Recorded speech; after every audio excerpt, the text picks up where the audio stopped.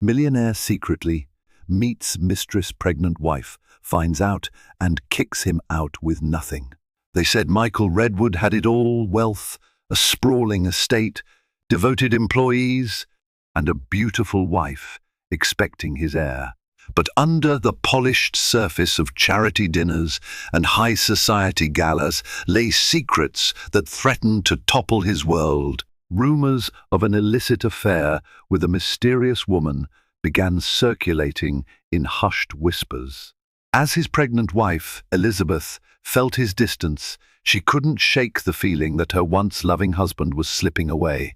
When the truth finally exploded into the open, no fortune or social prestige could spare Michael from losing everything. This is the story of betrayal, heartbreak, and an unexpected fight for redemption. Michael Redwood was a name synonymous with success. He was in his mid-30s, tall, and carried himself with an air of quiet confidence. The Redwood family estate in Fairfield County, Connecticut, boasted a sweeping driveway lined with blooming white azaleas in the summer, leading to a stately brick mansion that once belonged to a Gilded Age railroad baron. Michael had taken the mansion into the modern era with top-tier renovations, marble floors, glass chandeliers, and cutting-edge technology in every room. On the surface, he was the enviable picture of a self-made millionaire. Over a decade prior, as a fresh-faced graduate from Columbia University, Michael had leveraged a small inheritance from his late father, Robert Redwood, into a lucrative real estate venture. From flipping houses in struggling neighborhoods to investing in commercial properties that turned eye-popping profits, his Midas touch became almost legendary in the world of property development. But beyond the press releases and philanthropic events was a man whose hunger for success often eclipsed his sense of responsibility. Michael believed in winning at all costs, in business and, unfortunately, sometimes in personal relationships as well. His wife, Elizabeth Redwood née Hastings, was an elegant presence. 5 years younger than Michael, she came from old money, but unlike many of her peers, she was philanthropic to her core. A dedicated volunteer in children's hospitals and community centers, Elizabeth spent her days working on the Redwood Foundation's various projects. Where Michael's eyes were always fixed on the next million-dollar deal, Elizabeth focused on where their fortunes could help others. Their marriage, from the outside, resembled a fairy tale. They hosted lavish dinner parties attended by politicians, socialites, and celebrities. Their photographs graced the Philanthropists of the Year section in national magazines. And now, after 5 years of marriage, Elizabeth was expecting their first child, a blessing that promised to strengthen their family legacy. One summer afternoon, Elizabeth, who was in her 5th month of pregnancy, decided it was time for the two of them to sit down and discuss some changes they needed to make around the house rooms to convert into a nursery, new schedules to accommodate a baby's needs, and the additional help they would require. She imagined Michael might be concerned about his increasingly busy travel schedule, but she had faith that he would adapt. After all, he had always doted on her, right from the moment they met at a charity ball in Manhattan years ago. Michael had been particularly elusive that week. Elizabeth chalked it up to a high-pressure real estate deal he'd been chasing in Boston. She was used to his intense focus whenever he was pursuing a big fish, as he called it. Still, she couldn't ignore a nagging sense of unease that had grown in her gut over the last few months. Little things, Michael's phone constantly buzzing, his abrupt departures for last-minute meetings, and unexplained credit card transactions in places she knew he didn't do business. But Elizabeth was determined to remain trusting. He was her husband, the father of her unborn child, a pillar of society who had proven himself reliable time and again. If there was a shadow looming over them, she wanted to believe it was just her own anxiety playing tricks on her. She breathed in the fragrant summer air, gazing at the subtle shimmer of the estate's backyard swimming pool. She felt a sense of calm and told herself that whatever was burdening Michael, they would face it together. If only she had known the secrets that would soon shatter their perfect world. One particular evening, after Elizabeth had drifted off to sleep, Michael found himself in his home office, lit only by a single lamp on the antique mahogany desk. His phone vibrated a text message from a name he had saved under MH, so Elizabeth wouldn't suspect. In truth, MH stood for Sienna Henderson. Sienna was unlike any woman Michael had encountered. He first met her at a luxury car expo in Manhattan 3 months earlier.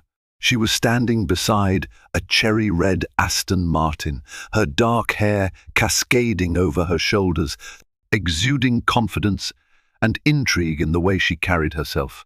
Michael had approached her, initially drawn by her beauty, but soon realized Sienna possessed a quick wit and an air of mystery that he found intoxicating. She didn't see him as just a wealthy man. She challenged him, teased him, and even dismissed him when she thought he was trying too hard to impress. He craved that excitement. For years, Michael had lived in a world where everyone either idolized or needed something from him. Here was a woman who treated him like a mere mortal, and it thrilled him in ways he couldn't explain. The line between a harmless flirtation and a dangerous affair blurred the night they shared a glass of champagne at her downtown loft. "Miss you," the text read. Michael typed back a brief reply, "Meet you tomorrow. Same place, 7 p.m. He put the phone down, guilt swirling in his chest. He knew Elizabeth was kind, trusting everything he once thought he wanted in a life partner. Yet he found himself seeking out Sienna's unpredictability. Why couldn't he have been satisfied with the stable life he had built? Meanwhile, rumors began trickling through the tight-knit circles of high society. A friend of Elizabeth, Sarah Chamberlain, dropped by for afternoon tea and couldn't resist hinting at an unsettling piece of gossip she'd heard at a fundraiser. Some people claimed they saw Michael leaving a hotel bar with an attractive brunette. They left together, stepping into Michael's car. Elizabeth tried to brush off Sarah's insinuations, yet a seed of doubt was planted that day. She began noticing more and more suspicious patterns, late-night calls from unknown numbers, unexplained charges on their joint account in places she had never heard of, and the faint scent of an unfamiliar perfume on his jacket. Word also reached Michael's closest confidant, James Carter, who had gone to college with him. James had always been one to tell Michael the harsh truth, and he was worried. At a charity gala, he cornered Michael near the buffet table, out of earshot of others. "Look, I've heard things," James murmured, swirling a glass of scotch. "I'm not going to judge you, but you need to be careful. Elizabeth's pregnant. For God's sake, don't ruin a good thing." Michael averted his eyes, feigning nonchalance. "Thanks, James, but it's nothing. Don't believe the gossip columns." James placed a hand on Michael's shoulder, searching his eyes. "For the sake of your family, be certain of what you're doing." As Michael walked away, his heart pounded with conflicting emotions. On one hand, he was determined to keep his secret. On the other, a wave of shame threatened to crush him every time he glimpsed Elizabeth's growing belly. She radiated excitement and maternal warmth, carefully planning their baby's future from color schemes for the nursery to potential preschool options. Still, the pull towards Sienna was strong. She represented a life unburdened by responsibilities, a rush of adrenaline he felt he was missing in his day-to-day role as husband and father-to-be. He convinced himself he deserved these stolen moments. Hadn't he worked tirelessly for years to reach his level of success? Outside, the summer air carried whispers of storms brewing on the horizon. Unbeknownst to Michael, forces were aligning that would soon dismantle the illusion of control he believed he held over his life. The next evening, Michael carefully chose his attire. He wanted to appear effortlessly handsome rather than obviously flashy. He selected a tailored navy blazer, charcoal trousers, and a crisp white shirt. No tie to keep it casual. He told Elizabeth he had a business dinner with potential investors in the city. As always, Elizabeth trusted him. She kissed him goodbye at the door, resting her head on his shoulder for a lingering moment before he stepped into his Mercedes. Michael ignored the pang in his chest. He drove to a discreet boutique hotel in the Upper East Side, the Talmadge, where Sienna had booked a suite. This hotel was known among certain circles for its absolute discretion. Sienna was waiting for him in the lobby, wearing a sleek black dress that accentuated her figure. Her eyes flickered with excitement when she saw him. In the privacy of the suite, the two shared a bottle of champagne. Sienna leaned against the window, looking out onto the city skyline. "I was worried you wouldn't come," she said, her voice low, almost vulnerable. It struck Michael that despite her bravado, she had grown attached to him. That realization gave him an odd sense of power. "Of course I came," he replied, placing the champagne flute on a side table. He approached her, gently lifting a strand of hair off her shoulder. "How could I stay away?" For a moment, guilt stabbed at him again.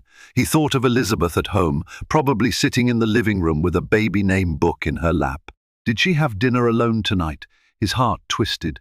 He swallowed the discomfort, telling himself he'd deal with it later. Sienna poured them another round and softly traced her finger along Michael's lapel. "What will happen when the baby's born? Will you still be able to sneak away?" Her eyes were hungry for assurance. Michael hesitated before he responded. "I'll make time." The words tasted bitter in his mouth. Part of him wondered, was he lying to her, to himself, or both? Their conversation shifted to more mundane topics, art shows. Sienna wanted to attend. Business deals Michael was negotiating. But beneath the surface, an undeniable tension pulsed. They both knew this relationship was more than a casual fling, yet they also knew it was built on borrowed time.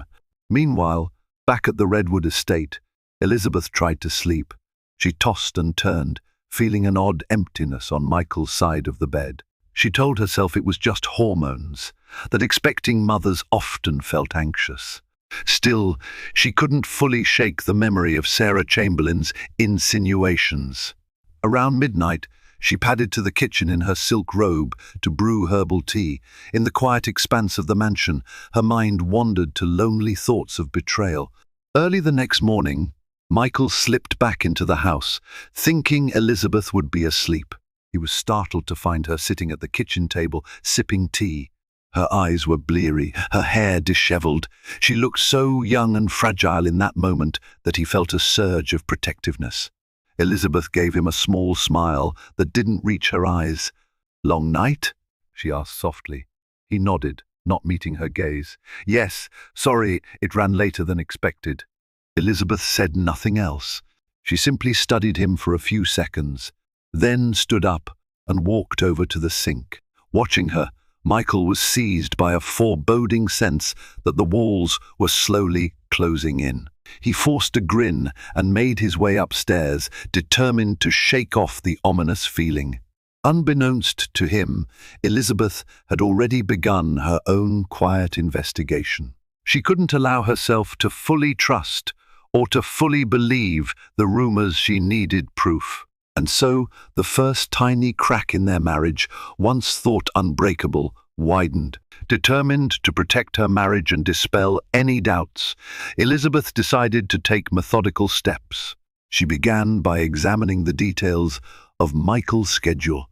She'd known him for years, had been by his side as he built his empire, and was familiar with his legitimate business patterns.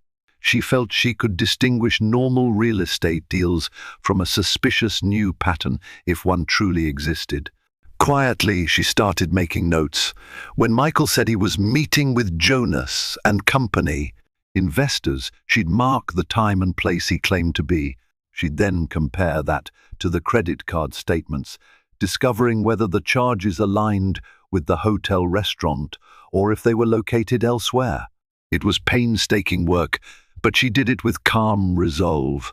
Simultaneously, Elizabeth confided in a close friend outside their usual social circle, Monica Reyes, an old college roommate who now worked in private investigations. Monica had always teased Elizabeth that she was wasting her keen observation skills on philanthropic committees. Now, Elizabeth hoped those skills could be put to better use. "I never wanted to believe I'd need something like this," Elizabeth confessed to Monica over the phone. "But I can't confront Michael without real evidence. He's so convincing that I might end up believing him if he denies it outright." Monica's voice was reassuring. "You're doing the right thing. Emotions are high, but it's important to stay grounded in facts before you act. I can help discreetly verify some of his movements if you'd like." Elizabeth hesitated, then agreed. Part of her felt guilty for spying on her husband, the man she'd pledged to love through thick and thin. Yet, the bigger part of her was outraged that he might be making a fool of her, especially when she was pregnant with his child. One evening, when Michael claimed he had to fly to Boston for a pivotal meeting, Elizabeth called Monica. "Follow him," she requested, a slight tremor in her voice. "See where he really goes."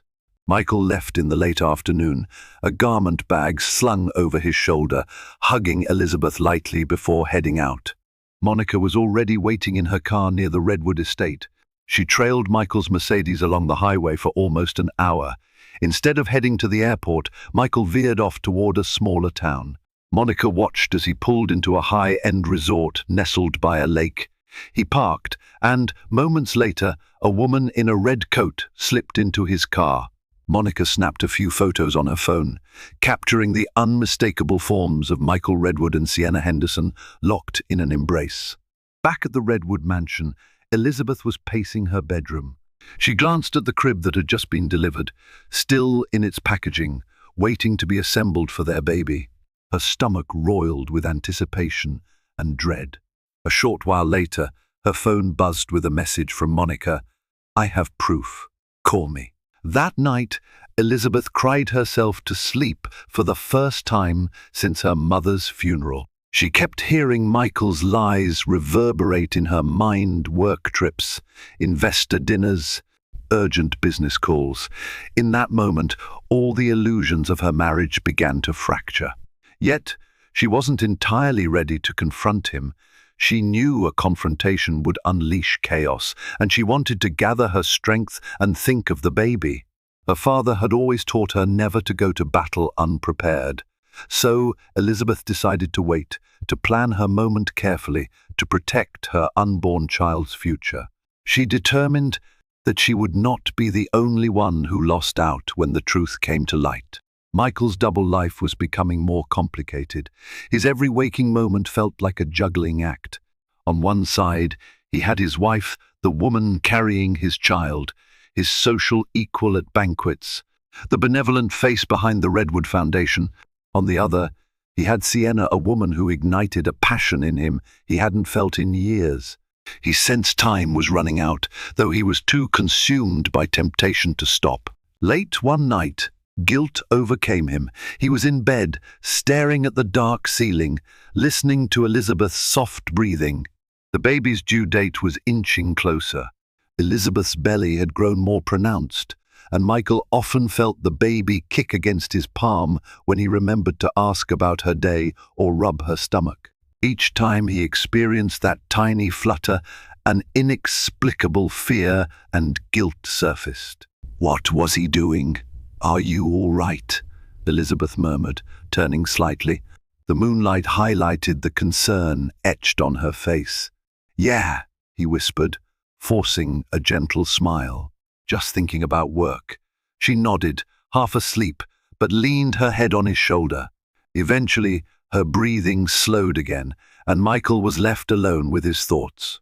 He told himself he had to end things with Sienna. He would do it tomorrow or maybe next week. But soon, very soon.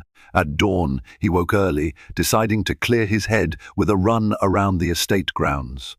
He jogged past the meticulously trimmed hedges and through the small orchard. The sky was a blend of pastel pinks and oranges. He recalled the early days of his marriage, when he and Elizabeth dreamed of raising a family on this very property. She had imagined setting up an outdoor children's playhouse under the shade of the big oak tree. That dream was closer than ever to coming true, but now it was tainted by his own betrayal. Michael slowed as he reached the orchard's edge, doubling over as if physically burdened by his secrets. For the first time, he felt real doubt. What if Elizabeth found out? Would she take him for everything he had? Would she be too devastated to keep living with him? Even if she stayed, would their marriage ever recover? The heartbreak in her eyes would be unbearable. Yet, the idea of cutting ties with Sienna also felt agonizing. She had become an escape, a different life, a rush he had grown addicted to. He had convinced himself that he was entitled to chase this thrill, having worked so hard for so long. Deep down, though, the rational side of him recognized that no justification could excuse the pain he was inflicting. Sighing heavily, he wiped the sweat from his brow and jogged back to the house. By the time he stepped into the foyer, he could smell coffee brewing. Elizabeth was in the kitchen, wearing a silky maternity robe and looking radiant. Her hair was pulled into a loose ponytail, and the gentle curve of her stomach was all too real. She handed him a cup of coffee with a small smile.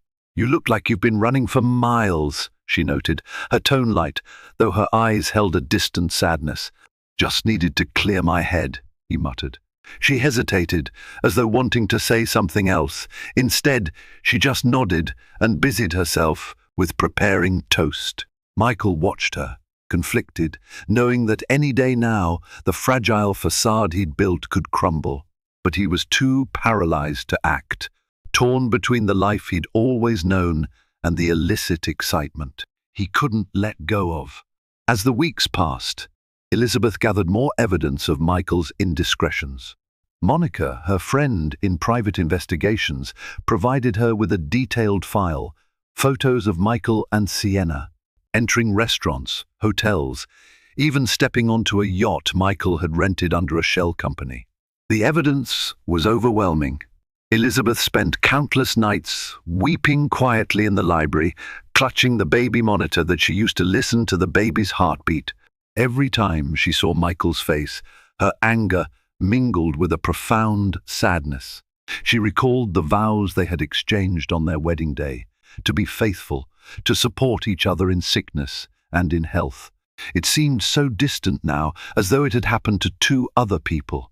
She wasn't sure what hurt more, his betrayal or the realization that she had never truly known the man she'd married. The Redwood estate felt strangely haunted. The staff sensed the shift in atmosphere. The head housekeeper, Marjorie Cummings, had served Elizabeth since she was a child and had come to live in the Redwood mansion after the wedding. Marjorie noticed Elizabeth's swollen eyes and her pensive silences. One day, in a moment of private concern, Marjorie approached her in the upstairs hallway. "My dear, you don't look well," Marjorie said softly. "If there's anything you need, please remember I'm here for you." Elizabeth nodded, her voice trembling with unspoken pain. "Thank you, Marjorie. I appreciate that more than you know." Marjorie gave her a warm, motherly pat on the arm. She had her suspicions about what might be causing Elizabeth's distress, but she knew better than to voice them. She was certain that her mistress would handle the situation with dignity. One of the more difficult tasks for Elizabeth was pretending everything was normal to the outside world. Invitations for baby showers arrived, and well-wishers dropped off gifts daily, from plush toys to designer baby clothes. Each time, Elizabeth forced a grateful smile, wondering how many of these guests had heard rumors of Michael's infidelity. The Redwood name was always a topic of high interest, especially among the upper crust. Determined not to appear weak or naive, Elizabeth quietly sought legal advice from a reputable family law attorney, Teresa Bloom. Teresa had a formidable reputation and was known for protecting her clients with relentless vigor. Teresa listened intently as Elizabeth hesitantly explained her predicament. "I still love him," Elizabeth confessed, "but I can't let him walk all over me, and I need to think about my child." Teresa sighed, leaning back in her leather chair. "Elizabeth, you have every right to protect yourself and your unborn baby. The law can be on your side if you plan carefully. If you decide to file for divorce or separate, we need to secure your financial stability.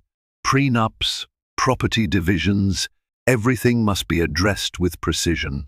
Elizabeth clutched her handbag tighter, her eyes brimming.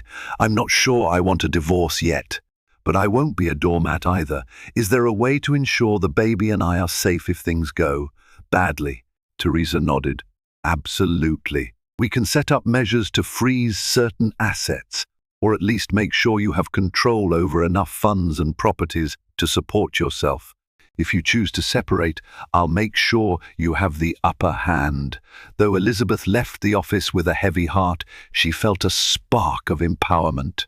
The knowledge that she had options, that she wasn't merely a victim, gave her a renewed sense of purpose. She was preparing for a storm that felt inevitable, but she would do so on her terms. One thing was certain: if Michael truly was betraying her trust, she would not let him destroy their child's future or hers without a fight. While Elizabeth strategized her next move, Sienna was busy orchestrating hers. She had grown tired of being a clandestine fixture in Michael's life. As the months passed, she realized she wanted more than secret rendezvous and fleeting glimpses of a double life.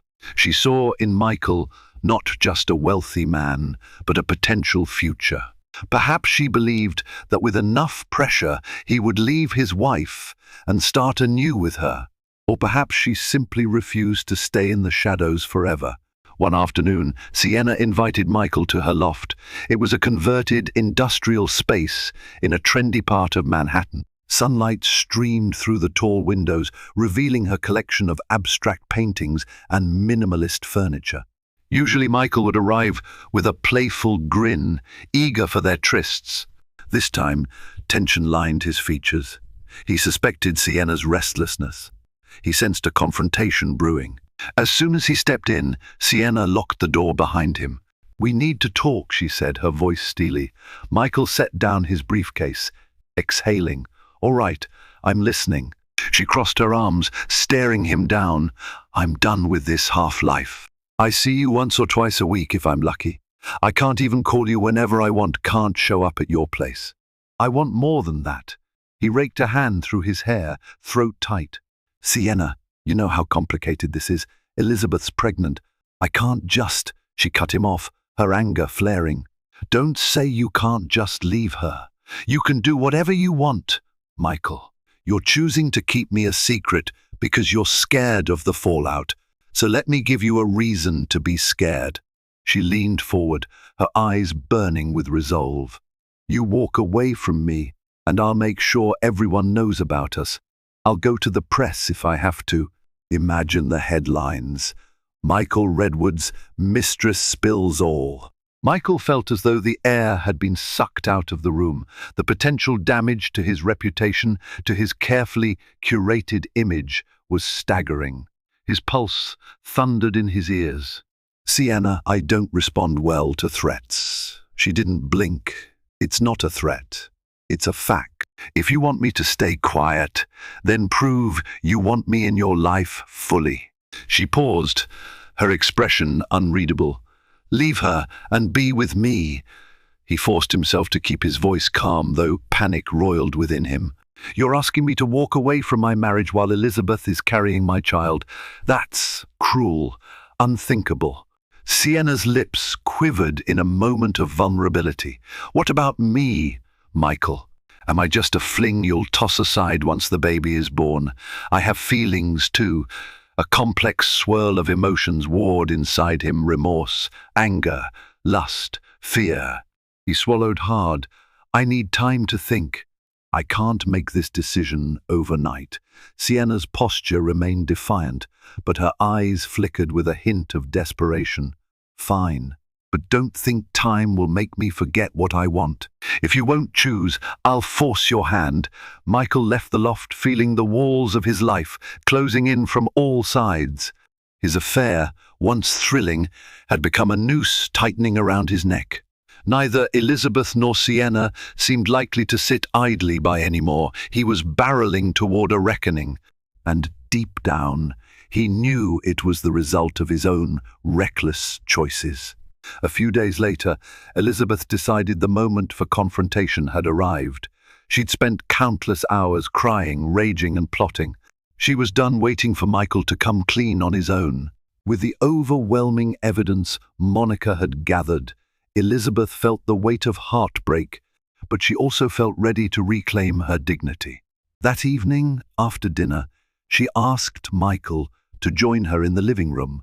She deliberately chose this room because of its large windows overlooking the estate's manicured lawns, a testament to their shared life together, which was now on the brink of collapse. She perched on the edge of a chaise longue, her spine stiff with determination. Michael could sense her unease. He set aside his phone, feeling a pit form in his stomach. "What's on your mind?" he asked softly, attempting to sound casual. Elizabeth inhaled deeply.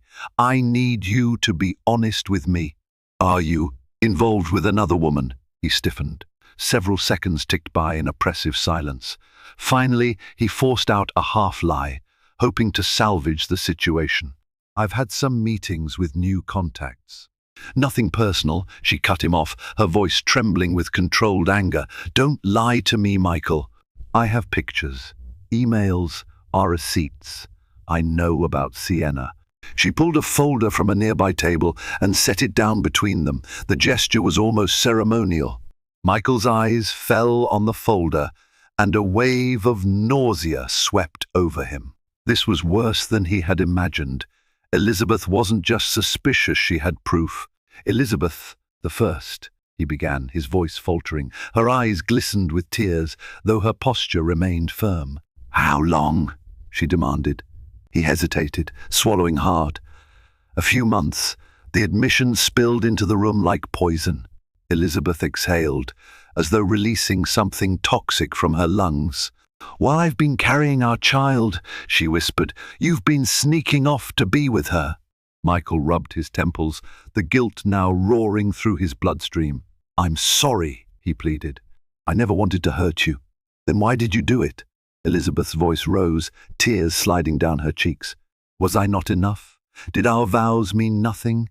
He reached out, but she recoiled. "Elizabeth, you're more than enough. This was my failing. There's no excuse. I got caught up in something I didn't know how to stop." She let out a bitter laugh, wiping her tears angrily. "Didn't know how to stop? You're a grown man.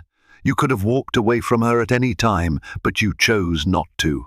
Michael closed his eyes, overwhelmed by shame. "I know. I was stupid, selfish. I can't lose you. I'll end it. I promise." His voice cracked with desperation. She shook her head, clenching her jaw to steady herself. "It's too late for promises. You broke us, Michael. My trust in you is gone." She paused, letting that settle. "I want you out." His eyes flew open, shock registering. "What?" "You heard me. Pack your things. Leave. This is my house too, in fact. Thanks to my father's inheritance, I'm the majority owner of this property. I don't want you under the same roof as me or our child." Fear ignited in his chest. "Elizabeth, please. Let's talk this through. I'll do whatever it takes, therapy, public apology, you name it." "I can't just leave." Her tears fell freely now, her voice ragged with heartbreak.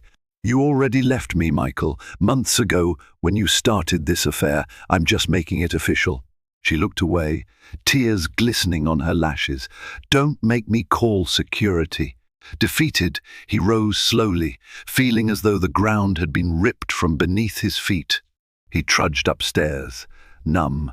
Within the hour, he walked out the front door with a suitcase in hand. The grandeur of the estate that once symbolized success and power now felt like a mocking testament to everything he had lost. He glanced back at the silhouette of his pregnant wife in the living room window, but she did not move to stop him. Michael checked into a modest hotel across town, far from the opulent comforts he was used to. Even the basic room with its beige walls and bland paintings felt foreign, a stark reminder of how quickly his fortunes had changed. He spent his first night there staring at the ceiling, tormented by images of Elizabeth's tear-streaked face. In the morning, he awoke to dozens of missed calls and messages. Several were from Sienna, but most were from business associates and tabloids. The news of the Redwood marriage crisis had already leaked, likely spread by staff or so-called friends who thrived on gossip. Michael scanned the sensational headlines: Fairfield County's power couple splits amid cheating allegations, followed by worthless speculation from self-proclaimed insiders.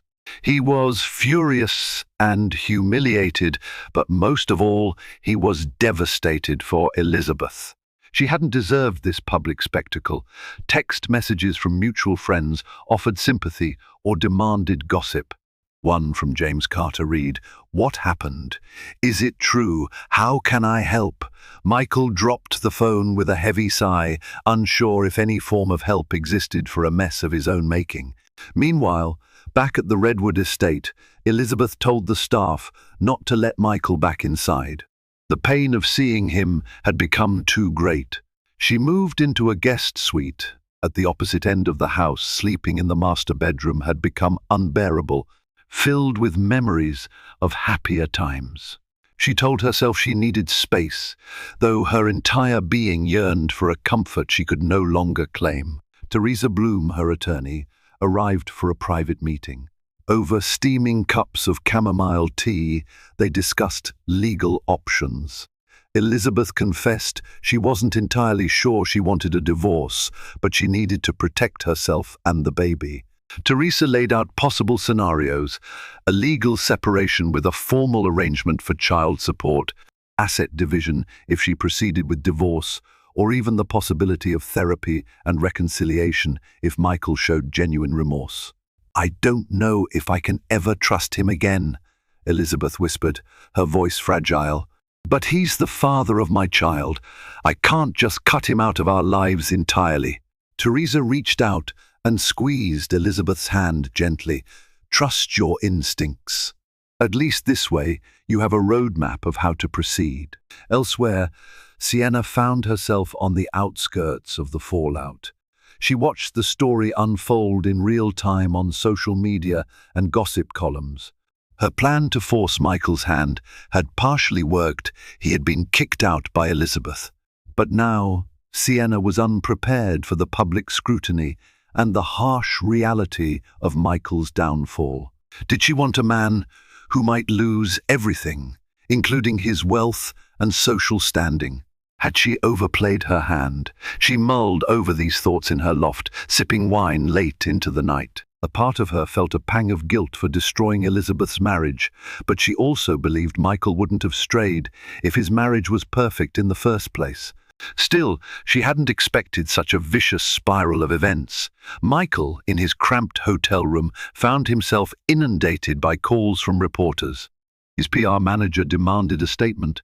He dialed James Carter in desperation. "I can't believe this is happening," Michael murmured over the phone. James sighed. "It's bad, Michael. Elizabeth's got public sympathy on her side. You need to handle this carefully. What do I do? You need to talk to Elizabeth, apologize, offer her everything she needs. Your best shot is at least being civil. If this goes to court, you could lose the estate, a sizable chunk of your businesses, and more importantly, your chance to be a proper father." Michael's chest tightened at the mention of fatherhood.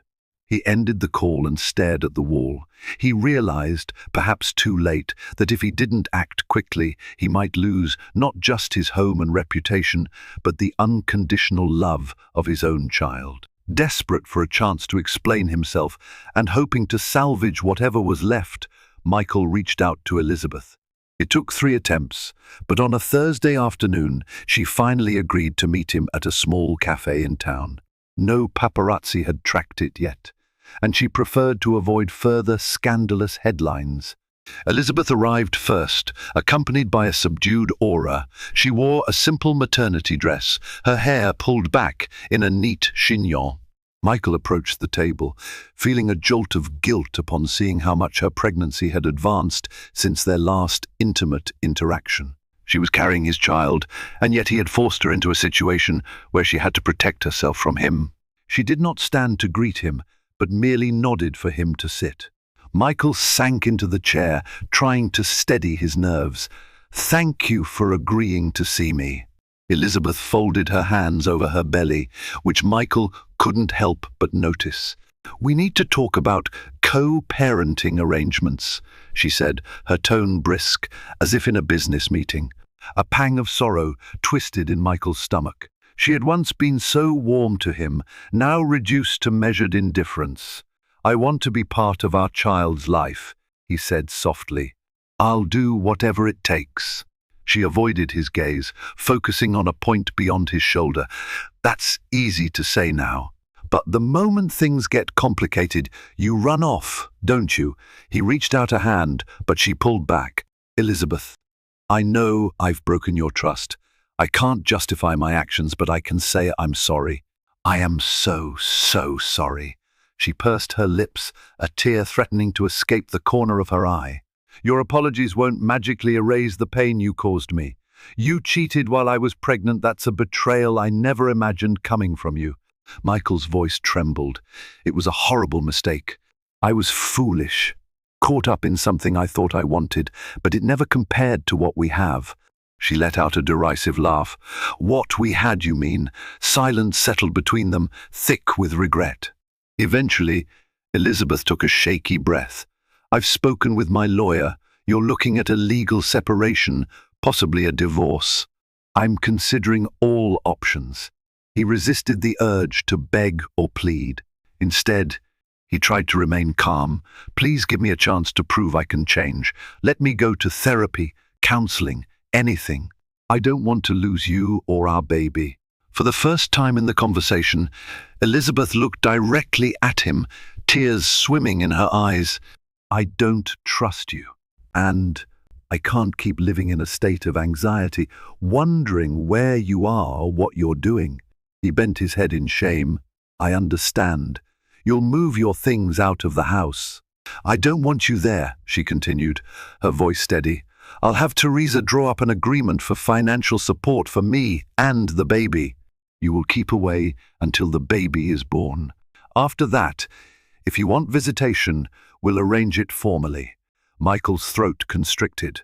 He had envisioned fatherhood as a shared journey with Elizabeth, late-night feedings together, celebrating milestones. Now he might only see his child on scheduled visits. But he also knew he had no right to demand more. "I'll sign whatever I need to. I want you to know I'm here." Elizabeth's expression softened for a moment, but the hurt remained. She picked up her handbag and stood. "I'll be in touch." Watching her walk away felt like a knife twisting in Michael's heart. He sat there long after she left, staring at the untouched cup of coffee in front of him. His carefully crafted life had unraveled, and all he could do was watch the wreckage he had caused. After weeks of swirling rumors and half-truths, the media onslaught became relentless. Various tabloids printed stories of Michael's fall from grace. Anonymous sources provided juicy details, likely staff or acquaintances eager to sell information. Suddenly, potential investors reconsidered their partnerships with Redwood Properties. A scandal-ridden CEO was not the type of figure most wanted to be associated with. Michael's business meetings became excruciating. Clients would either awkwardly avoid the topic or openly question his leadership. He found himself fighting fires on multiple fronts, employees losing morale, banks reassessing credit lines, and vendors discussing alternate ties. Some of his long-time associates quietly distanced themselves, not wanting to be tarnished by the Redwood name as it took a public beating. Behind the scenes, Teresa Bloom systematically froze certain assets in Elizabeth's name. Fearing that Michael might liquidate properties or hide resources, she ensured that a portion of the Redwood estate and shares in Redwood properties were protected under Elizabeth's unborn child. It was a strategic move that effectively barred Michael from using those funds or properties as leverage. Meanwhile, Sienna realized that her affair with Michael had transformed into a liability rather than a golden ticket. She hadn't intended to trigger such widespread chaos. She had merely wanted more from Michael. Now that his empire was crumbling, she worried about her own future. While she had an upscale loft and some savings, she wasn't prepared for the negative press swirling around her name. Gossip columns labeled her a homewrecker, and hateful messages filled her social media accounts. In a last-ditch effort, Sienna tried to contact Michael, hoping they could salvage the relationship or at least support each other through the turmoil. But each time she called, her calls went unanswered. Texts remained unread. Michael was in no position to cling to her when he was fighting for the remnants of his marriage and his standing. Even James Carter, who had stood by Michael through thick and thin, warned him that Redwood Properties was on the verge of collapse if he didn't handle damage control effectively. "You need a public statement of accountability, Michael," James insisted during a late-night meeting in a half-empty bar. "Admit your mistakes. Show remorse. Do something to regain public trust." Michael took a large swig of whiskey, his eyes bloodshot. "I don't know where to begin. Everything's spiraling, and Elizabeth wants nothing to do with me," James sighed, leaning forward.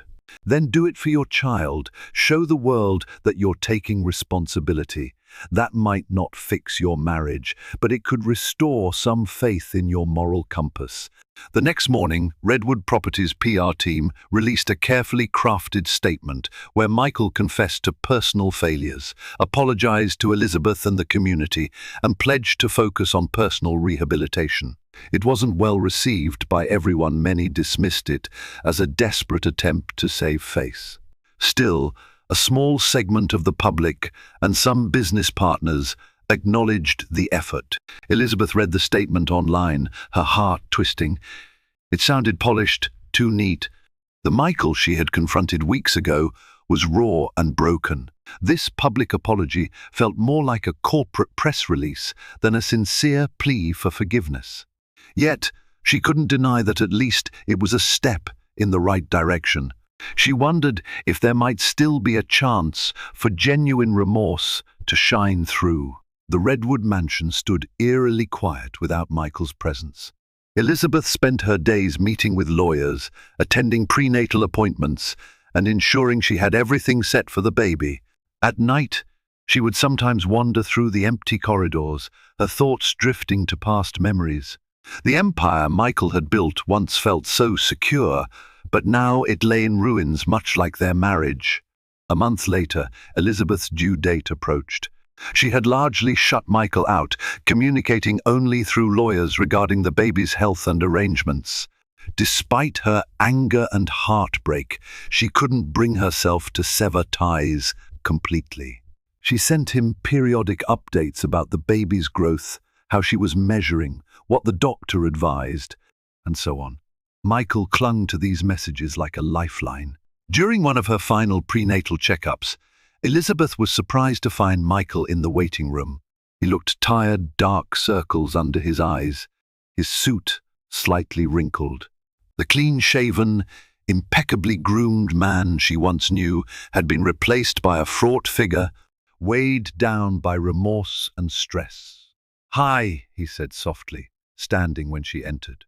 She clutched her handbag, startled to see him. "What are you doing here?" He swallowed. "I know our communication has been minimal, but I needed to see how you and the baby are doing. I asked your OB for the appointment schedule. I hope that's okay." She considered telling him to leave, but part of her couldn't. "Well, it's just a routine check. I'm fine." They sat in silence until the nurse called her name. Without a word, Elizabeth walked in, and Michael followed. The doctor, familiar with the Redwood couple, greeted them warmly but took note of the tension in the air. Elizabeth hopped onto the examination table and the ultrasound began. Within seconds, the rapid flicker of the baby's heartbeat filled the room.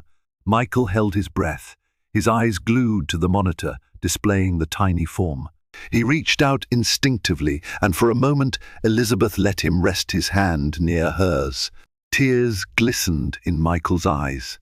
It was the first time he'd seen an ultrasound in person since Elizabeth had discovered his betrayal. The reality of impending fatherhood hit him harder than ever. After the checkup, which showed the baby was healthy, Elizabeth gathered her things. She paused at the door, turning to Michael. "So, you've moved into a new apartment?" He nodded, attempting a smile. "Yeah, a small place downtown. The business is still shaky, but it's stable enough for now. I just wanted to make sure you're all right." She studied him, noticing the genuine concern etched in his features. It was the same earnest man she had once fallen in love with, but with a deep sorrow she'd never seen before. "I am. Thank you." Before they parted ways, Michael mustered the courage to ask, "Can we have dinner sometime? Just to talk." Elizabeth hesitated, memories of his betrayal still fresh, but also mindful of the fact that this man was the father of her child. "I'll think about it," she said, then slipped out the door. 2 nights later she found herself texting him, "Let's meet tomorrow, 7 p.m. at the bistro near my OB's office." When they sat down to dinner, it wasn't a romantic reunion. Rather, it was an attempt to find a middle ground. Michael was forthright about his failings, acknowledging that he had been selfish. He explained that he'd cut off all contact with Sienna. "It's over," he said, voice trembling. "I don't expect you to believe me right away, but it's true." Elizabeth listened, arms crossed protectively over her stomach. "I'm still hurt, angry, but I want our child to have 2 parents who, at the very least, can be civil. Maybe with time we can salvage some respect between us." He nodded, relief flickering in his eyes. "Thank you. That means everything to me." They agreed that Michael would be present for the birth, but on Elizabeth's terms. He offered to drive her to the hospital when the time came, but she wasn't ready for that level of closeness yet. Instead, she allowed him to be in the waiting room if he so wished. In the final weeks leading up to the birth, Michael tried to make amends in small ways. He sent groceries to the mansion, paid for additional housekeeping to lighten Elizabeth's load, and wrote her letters expressing remorse. She didn't respond to most of his gestures, but she didn't return them either. A fragile, cautious bridge was forming between them, built on the shared love for their unborn child. Whatever the future held, separation, reconciliation, or something in between, there was at least a glimmer of hope. Amid the wreckage of betrayal and heartbreak, the impending arrival of a baby sparked the faint possibility of healing. The Redwood story was far from over. And so ends the tumultuous tale of Michael Redwood and Elizabeth, a story of broken vows, betrayal, and the faintest glimmer of redemption. As their child's birth drew near, both faced life-altering decisions. Would they find a way to rebuild, or would they walk separate paths, forever changed by sorrow and regret? Only time would tell if Michael's remorse could mend the deep wounds he had inflicted, and whether Elizabeth's resolve would soften under the weight of her love for their child. If you've been captivated by this roller coaster of emotion, heartbreak, and the resilience of a mother's love, please show your support. Like this video, share it with friends who love real-life drama stories, and subscribe to our channel for more compelling tales. Your engagement helps us continue to bring you stories of passion, conflict, and the relentless power of the human spirit. Thank you for watching.